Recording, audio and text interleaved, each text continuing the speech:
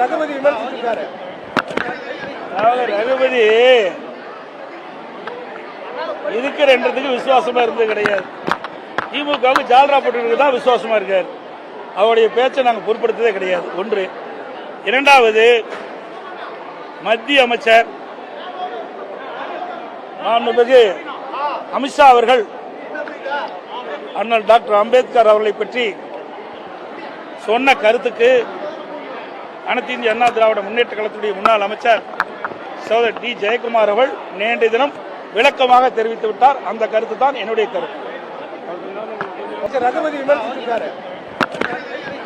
ரகுபதி இதுக்கு ரெண்டுத்துக்கு விசுவாசமா இருந்தது கிடையாது. திமுகவுக்கு ஜால்ரா போட்டு தான் விசுவாசமா இருக்காரு. அவருடைய பேச்சை நாங்கள் பொருட்படுத்ததே கிடையாது. ஒன்று. இரண்டாவது, மத்திய அமைச்சர்